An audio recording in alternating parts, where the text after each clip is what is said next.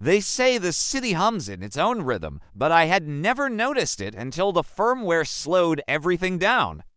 The first morning I realized it, I awoke to a quiet I hadn't recognized as possible. The soft pulse of the radiator, the distant murmur of shoes on wet pavement, the wind brushing against the copper edges of the balcony.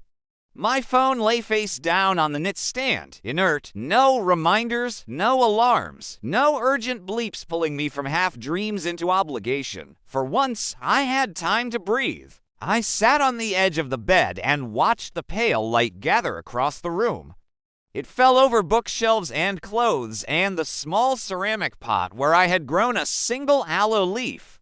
In that moment, I understood how absent I had been from my own life, how much space the digital world had claimed without my consent. The Firmware update hadn't begged for attention, it simply made space for it to return to me.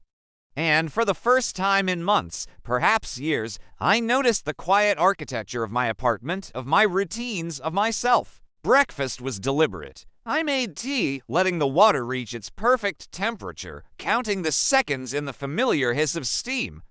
The kettle no longer hissed alongside 20 other competing signals. I poured the tea slowly into the chipped mug I liked for its uneven rim, its imperfection becoming suddenly beautiful in a way I had never had time to appreciate. Outside, the city moved at its own pace, as if the firmware had coaxed it into remembering what it meant to be human rather than optimized. I lingered over the cup, listening to the distant traffic, the soft rhythm of a bird landing on the balcony rail, the occasional clink of a neighbor setting down a mug. I realized I had forgotten how ordinary sounds could feel sacred. They had become my anchor, my gentle reminder that the world existed beyond screens, beyond schedules, beyond expectation. The Firmware had not merely silenced alerts. It had opened a channel to noticing, and noticing had always been a kind of love I had neglected. Later, I went out into the streets. People moved differently. Their steps were lighter, their conversations not punctuated by notifications or interrupted by screens. Faces were unguarded, eyes met without a reflexive glance down at devices. The city itself had softened, slowed, and in that slowness, I felt an unexpected kinship with strangers. Even the air seems to breathe differently, carrying a subtle fragrance of wet asphalt, of warmed concrete, of early blooms not yet labeled by any app or calendar. It was life in its raw, uncurated form. I walked to the small cafe near the river that I had passed hundreds of times without entering. Today, I noticed the open door, the gentle clinking of cups, the warmth spilling into the cool morning. I ordered a coffee and took a seat near the window where I could see the water glimmer. The barista smiled without prompting, a simple gesture that resonated louder than any notification ever had. I realized I had been starved for these small, unforced moments of presence. Sitting there, I felt a strange intimacy with the world. My phone remained silent in my pocket, and for the first time, I didn't feel anxious about checking it. I could listen to the hum of conversation around me, the scrape of chairs, the occasional laugh, all without distraction, all without a competing agenda. It was as if the city itself had collectively inhaled, and for the first time in years, I could exhale alongside it. That afternoon, I found myself wandering to the park, where trees bent slightly under a spring breeze. Children ran without screens, their laughter rich and unmeasured. Dogs pulled gently on leashes, and couples walked hand in hand, not recording the moment but inhabiting it. I stopped by a bench and simply sat, letting the warmth of sunlight reach me, feeling the pulse of the earth beneath concrete.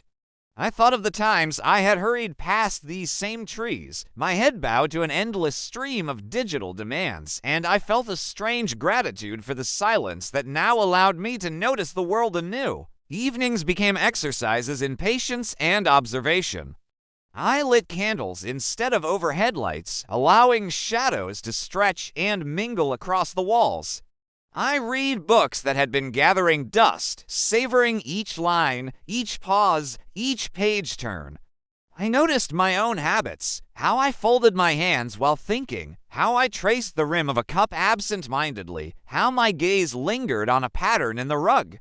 These tiny, unnoticed movements, once overshadowed by digital noise, now became meaningful in their quiet repetition. At night, I often stepped onto the balcony.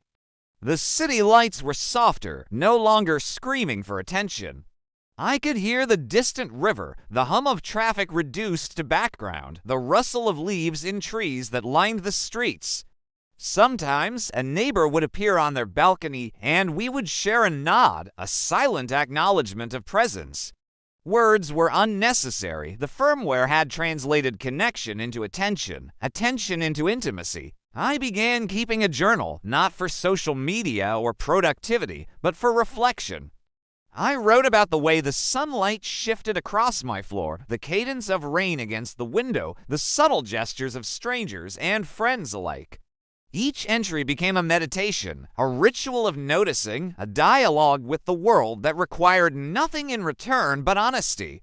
In writing, I realized I had learned to inhabit my own mind fully, without distraction, without apology. Days blurred into weeks, but the rhythm never felt monotonous. Each moment carried weight precisely because nothing demanded it. I learned to recognize the subtle heartbeat of life around me, the hum of a refrigerator, the creak of a floorboard, the soft hiss of a kettle.